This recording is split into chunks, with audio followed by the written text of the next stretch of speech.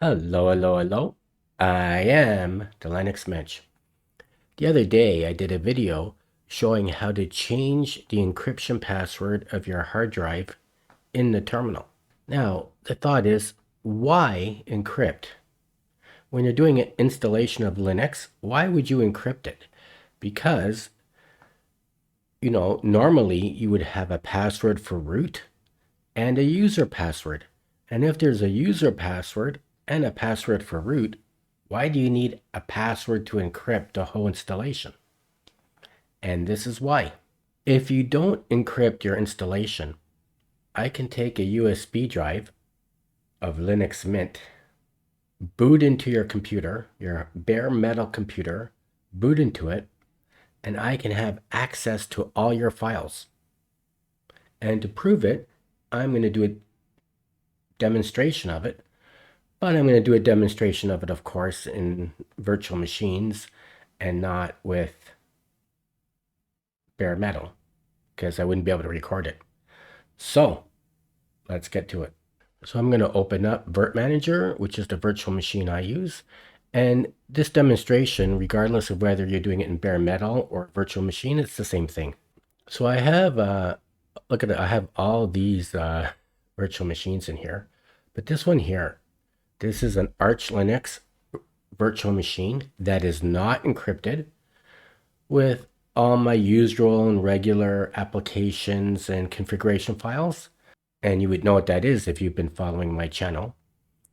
So what I did was I went in here and I attached live ISO of Linux Mint, which would be the same as if I had Arch Linux installed on my bare metal computer and I went and plugged in a thumb drive of a live thumb drive of Linux Mint. It'd be the same thing. And of course, this isn't just related to Arch Linux or Arch-based systems. This goes cross-board to all Linux distributions. So this Arch Linux system I'm turning on is not encrypted.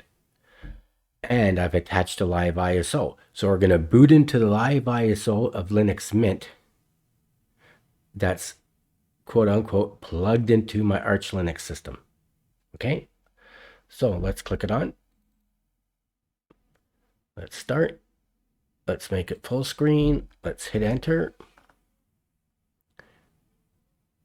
And it's just booting into a live ISO of Linux Mint attached to my Arch Linux system or plugged into my Arch Linux system, even though we're in a virtual environment.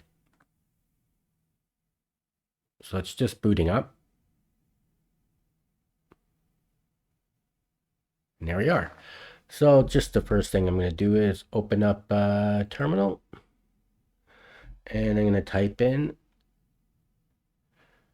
xrandr s 1360 by 768. And I hit enter. And there we go. And I only have to do that because it's a virtual machine. Okay, so I'm going to open up my file manager.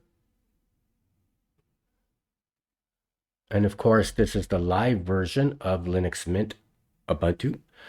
And these are the files. And of course, there's no personal files in here. My Mensch directory is not in here or anything, or my GitLab repository is not in here because this is a live version of Linux Mint plugged into my Arch Linux system. And you can see the files. Now here's my Arch Linux system. The 524 meg drive is my root partition.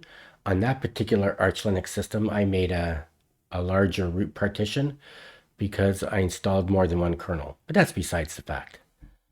And I gave it a 53 gig hard drive, and let's click it on. Look at that, it opened it up.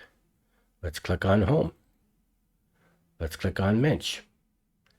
And now I'm logged into my Arch Linux system without having to put in a user password or a root password. And you can see I have those 3 wallpapers that if you've been following my videos, my channel, I always copy these 3 wallpapers from my GitLab repository into my home folder. And this is the AUR.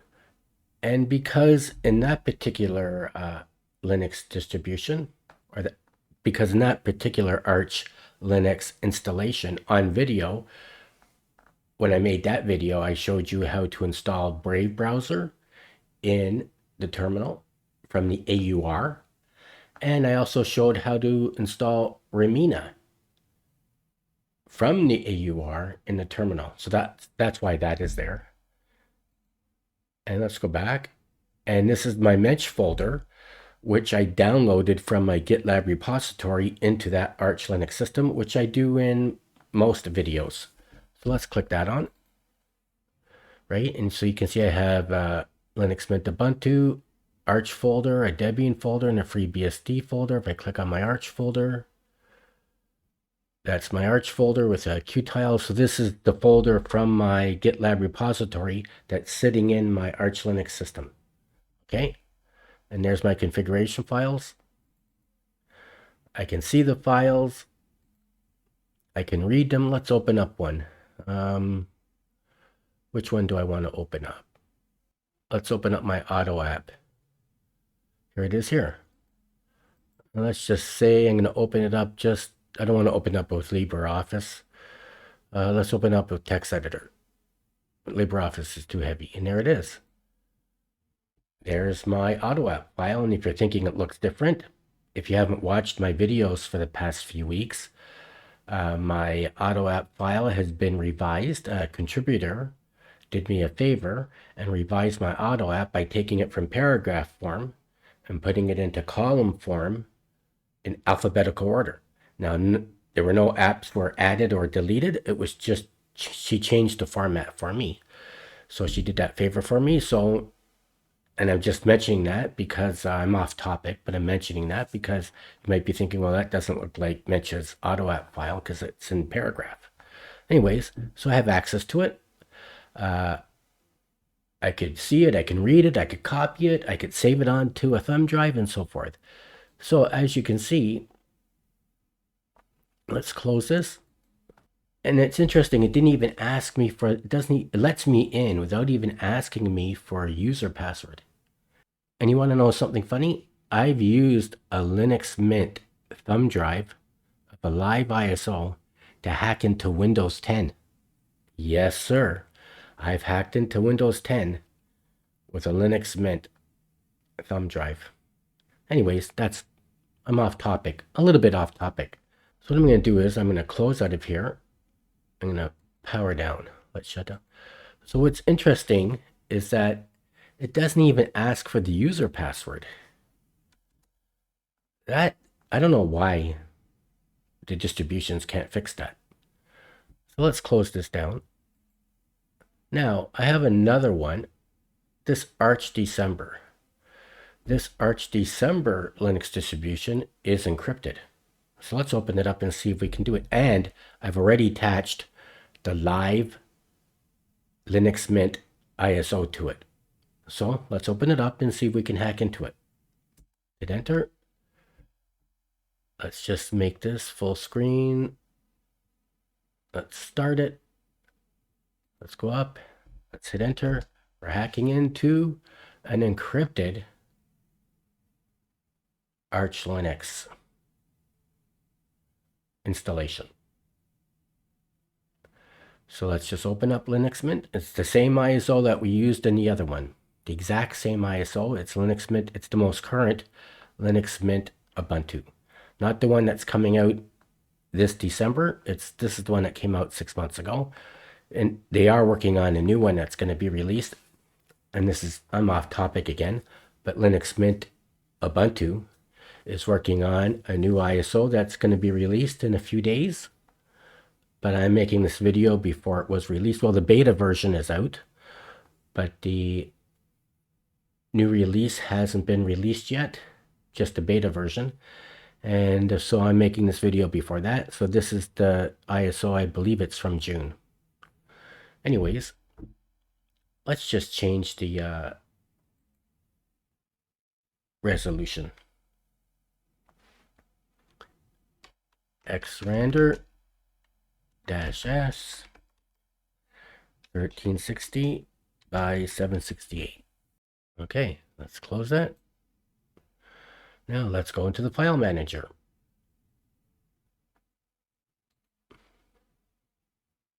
Let's open it up. And of course, this is the live version of Linux Mint Ubuntu. And so I have no personal folders in here or personal files in here. This is just a live version of it. And you can see down here, this is my Arch Linux system. Now you can see the boot partition has 213 megabytes of RAM. And it's on, you can see it's on VDA1. And this is my Arch Linux. I gave it a 43 gig hard drive. So you can see it's mounted. Now let's try and open it. Now, don't forget, this Arch Linux distribution is encrypted. Let's see if we can get in. Ah, it's asking for the encryption password. Look at this. Passphrase is needed to access encrypted data on 43 gig hard disk. Isn't that nice? So it's automatically set to remember password until you log out. I don't like that. I don't like remember forever. I don't like remember password until you log out. I like forget password immediately. So you can't get in unless you know the encryption password. And of course, I know the encryption password. So let's see if we can get in. So let's click it on. I'm going to click on forget password immediately. Always make sure you do that. So let's click on and let's type in the password. Let's see if we can get in. Connect. That's my cat meowing. She's not in front of the camera right now, but you can probably hear her. So now we're in. And let's go home. Let's go to Mensch. And of course, now we're in. So now we can see those 3 wallpapers that I always copy over to my home folder from my GitLab repository. And we can see some folders here, and we can see this is my Mensch folder that I downloaded from my GitLab repository in that Arch Linux system. Let's click it on. And let's click on, there's my folders for Linux Mint Ubuntu, Arch, Debian, and FreeBSD. Let's click on my Arch folder.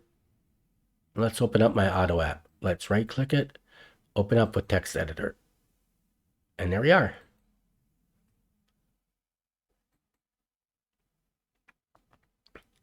So we can get into it, but we need to know the encryption password. So now I'm going to shut down and conclude my video. Someone would ask, why do you need to encrypt your hard drive? That's why. Because if you don't encrypt it, even though you have a root password and a user password, someone who knows what they're doing, and it's not hard to do, can take a live version of Linux Mint or Manjaro or some other version, and they can boot onto that, and they can access your files and folders. So your computer is only truly safe from being hacked into if it is encrypted. Now, of course, if you have a weak encryption password, like 1234, of course somebody could hack into it. So the longer the password is, the more complicated the password is, the safer it is from being hacked into. But of course, it has to be a password that you're going to remember, because if you lose your password, you won't be able to get into your system. Now, if your computer is always at home, you have a desktop computer and it's always at home, and you have good locks on your doors, maybe you don't need to encrypt it. But for sure, if you have a laptop and you're taking it, now I say maybe you don't need to encrypt it. My computers are at home. My place is always locked. And my wife is home most of the time. And I have encryption password on my computers, just in case we go out and something happens. But you might be able to get by without an encryption password on your computer if it's home all the time. Maybe. It's up to you. But for a laptop, if you have a laptop and you're taking it to school, you're taking it to work, you're taking it to the coffee shop, you're leaving it in the car, for sure you want to have it encrypted, because if it gets lost or stolen, someone who knows what they're doing could easily hack into it. Now, can they hack into a computer that's encrypted? If you have a weak password, yeah. Or maybe if it's some superpower government agency, some super high level, high tech person, perhaps they could hack into it, an encrypted computer. I don't know. But the average person, if they steal your computer and lose it, or you lose it, or they steal it, they won't be able to get into it. Now, the downside of using an encryption password, there's several downsides. Number one, if you forget your encryption password, you won't be able to get into your system. The only thing you can do is reformat your hard drive and do a fresh installation. And if you don't have your personal files backed up, you're going to lose them. That's one of the things. So if you forget your encryption password, so even if you want to change the encryption password, you need to know your current password in order to put in a brand new encryption password. You need to know your current password. If you forget your current password, you're lost. You're out of luck. The next thing is that when you encrypt your hard drive and you put an encryption password on it, the encryption password is in a certain part of that hard drive. And if that section of hard drive gets damaged, you won't be able to get into your system. So this is another risk of encrypting your hard drive, is that if that little section of the hard drive gets damaged, if those sectors of the hard drive get damaged, you won't be able to log into your system. So the two dangers of encrypting your hard drive is, number one, you forget your encryption password and have to do a fresh install. Or the sectors where the password is, the sectors of that hard drive get damaged and you can't log in. Those are the two dangers of encrypting it. The danger of not encrypting it is that if it gets stolen, if your computer gets stolen, or you lose your computer, someone could easily hack into it. And the same goes for encrypting a thumb drive. If you encrypt it, for sure, I would encrypt the thumb drive unless I have things on there that I don't care about. But if you have password files hidden on there or any personal stuff on your thumb drive, for sure, you should encrypt it, because a thumb drive is really easy to lose or have it stolen. But the same thing goes for the thumb drive. If you forget your encryption password, you won't be able to access your files. The only thing you can do on a thumb drive is reformat it.